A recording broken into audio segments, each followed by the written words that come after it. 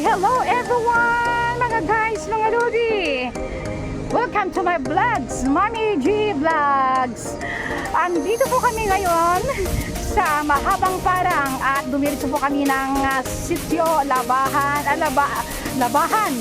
na maganda pong pagliliguan ng tubig dito po sa sitio. Ito po yung lugar ngayon, napakainit, todo effort po ang Mami G kumuha. Ayan po, talagang ang lalaki ng mga bato sa itaas. So, kukunan ko po ng konting vlog para makita nyo po ngayon ang update ng April 20, 2024. Ito po ang makikita po natin dito sa sitio. Labahan daw po ito ng lugar. At malapit po sa Mahabang Parang.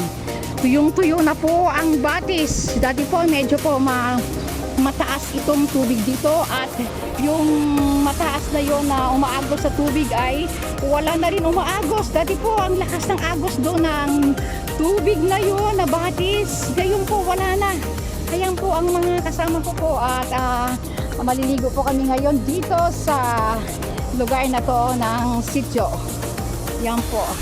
Yan, mukhang ayan po, dati po mayroon po dyan pataas ng umaagos na tubig. Ngayon, tuyo na rin po yung batis na yan.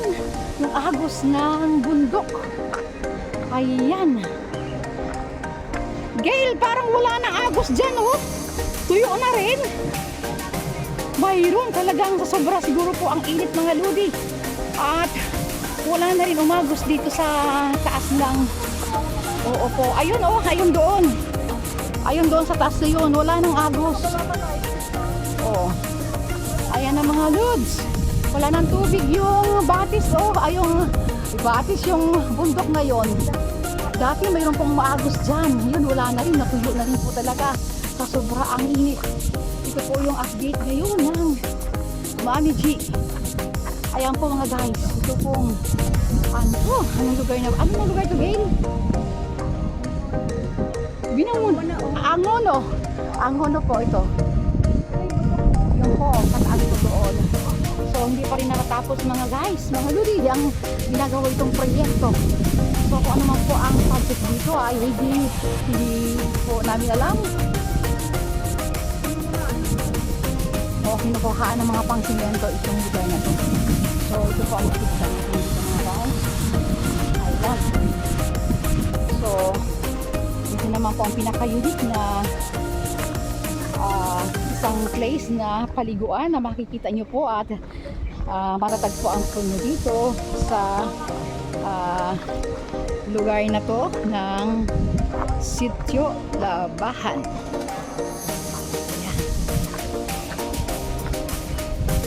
Ito po yung bridge na dati po, ngayon ito pa rin po ang bridge na hindi pa rin nadugtungan hanggang pataas. Yan mga guys.